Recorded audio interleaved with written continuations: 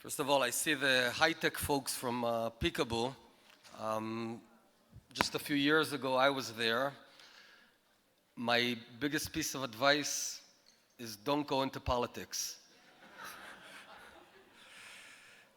Before I begin, I want to say a word in light of recent events regarding the Israeli Arabs. Israel has a significant minority of Israeli Arabs that enjoy full equal rights. We have a Supreme Court justice who's Arab. We have many members of Knesset, and that's the way it should be. And the recent move that we've made with the Islamic movement Northern Branch is a very important one. But I want to emphasize that by no means is it targeted against Arabs or Muslims. Quite the contrary, and notice that we only outlawed the Northern Branch, not the Southern Branch, only the branch that dealt with incitement and undermining Israel. And as Minister of Education and previously Minister of Economy, I've invested extraordinary resources and time, my own time, in strengthening the Israeli Arab community.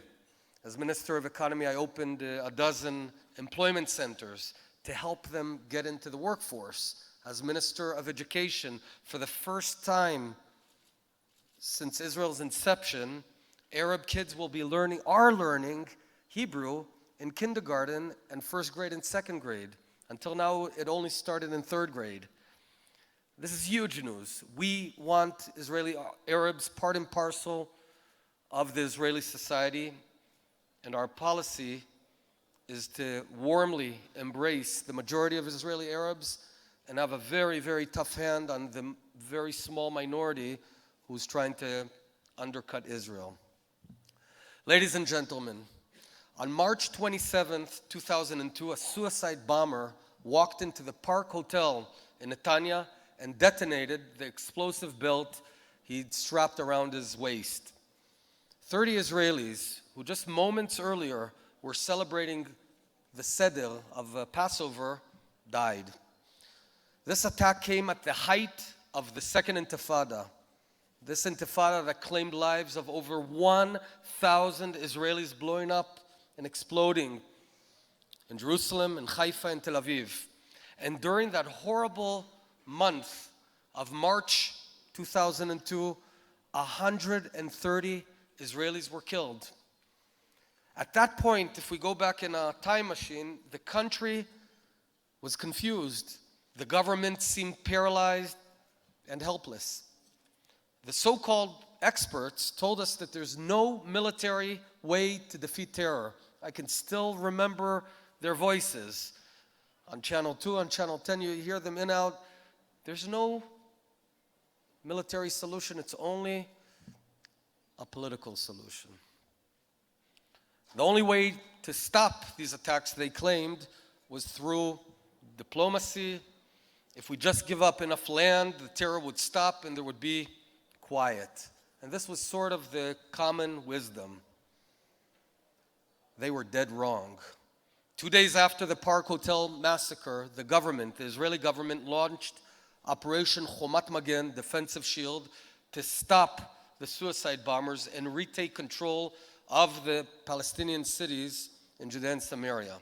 And it worked, big time. Within weeks of the beginning of the operation, the number of attacks and Israeli casualties dropped by more than 80%. And then while it took a bit more time, we eventually succeeded in bringing down suicide bomber attacks down to zero.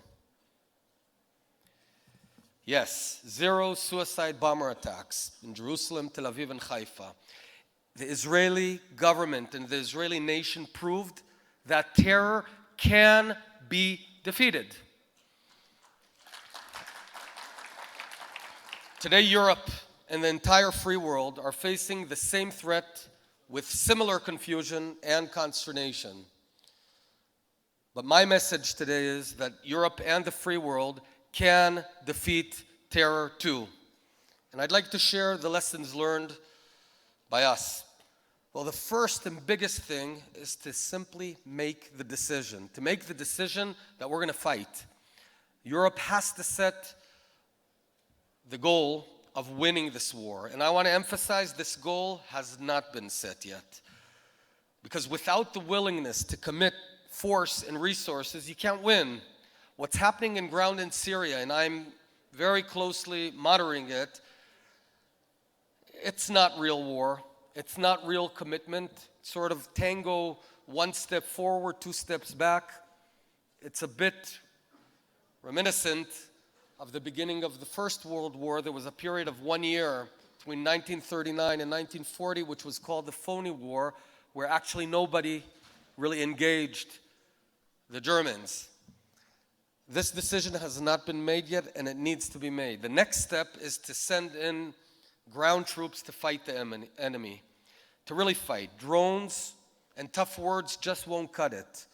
What we have facing us is an extremely determined organization of roughly 40,000 fighters, very versatile. They have a big vision. The best visions are the simple visions. Their vision is their name, an Islamic State.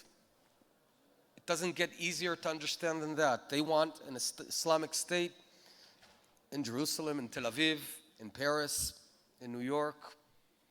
They want to restore the greatness that they had roughly 1,400 years ago.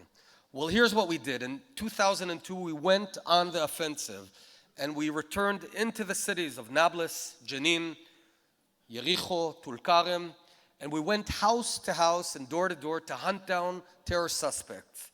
It was not easy. We found and demolished bomb labs, arms caches, and terrorist command centers. I personally remember this period very well. I was a CEO of a startup company, high-tech company in New York. I got on the first plane back to Israel, flew back and joined my soldiers, and we fought to stop the terror wave that had struck our country. What I did, together with my friends, we captured terrorists at 3 a.m. in their beds at home so they wouldn't blow up at 3 p.m. on a bus in Jerusalem or a coffee shop in Tel Aviv. Listen, I know that boots on the ground is a scary phrase, and the Western world has gotten used to sterile attacks.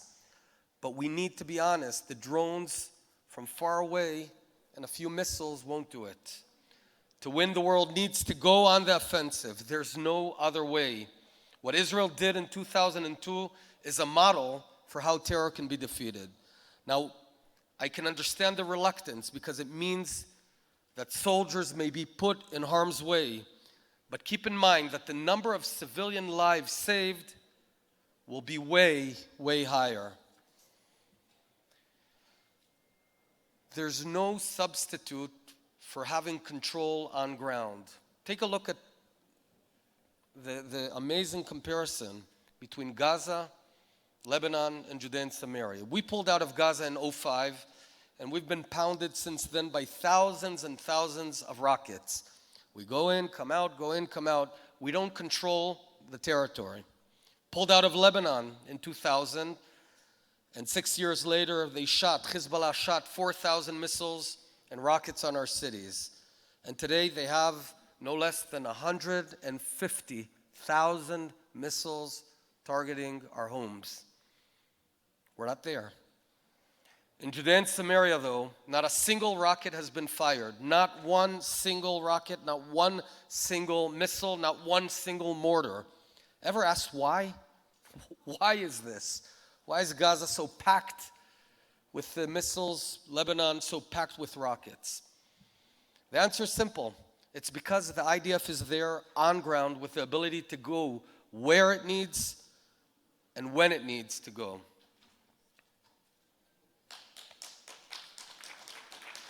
There's another myth that we were told about terror, and this is very important as well. We were told that terror is born out of despair. If we only tried to understand the motivation behind the terror, if we only gave them hope, it would stop. Wrong again. Terror is not born out of despair. It's born out of hope. The hope to take over Jerusalem, Paris, and the rest of the world and turn it into a grand caliphate.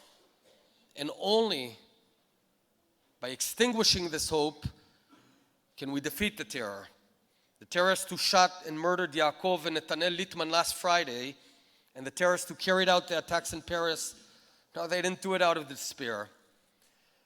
They attacked because they genuinely believed that if they put in enough effort to make our lives miserable, we'll just decide to pack up and go somewhere. This is what Nasrallah called the spider webs. He said Israel is like a spider web. It looks strong, but with your hand you can move it.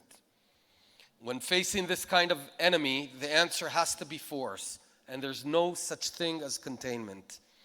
In recent weeks, we in Israel have been facing a terror wave of a different sort, of knives primarily, on the streets, here in Jerusalem and throughout the country. This wave is rooted in incitement by the PA. I know that some ears here don't like to hear that, but it's reality. By the PA, by the northern branch of Islamic movement. They've invested tremendous efforts to convince and persuade the grassroots that Israel is about to blow up or destroy Temple Mount, which is blatantly false. I met some principals, great folks from Arab schools in Israel, and they genuinely believe it. I was shocked. These are folks that I highly respect them, but this incitement works. So when Abu Mazen spreads blood libels claiming that we've killed people who are still alive and being treated in our hospitals, when Sheikh Raed Salah lies that Israel is about to blow up Temple Mount, you don't sit down and talk to these people, you fight back. This is why I worked very hard over the past 2 months in the cabinet to get the cabinet to outlaw the northern branch of the Islamic movement, to revoke citizenship of terrorists, and to once again demolish terrorists' homes. And I can now tell you that we've changed course in this battle. The Israeli government has changed course. It's been tough, but we have. And it's working. Earlier this week, the terrorist who killed Yaakov and Netanel Littman was turned in by his own father from fear of house demolishment. And now we know, while it didn't prevent him from the first attack, it did stop his next one. But it's also about not rewarding terrorism. Recently, Prime Minister Netanyahu tossed up the idea of unilateral steps. Let me be clear. I will do everything possible to prevent unilateral withdrawals, and I will do everything in my power to prevent the establishment of a Palestinian state smack in the heart of Israel.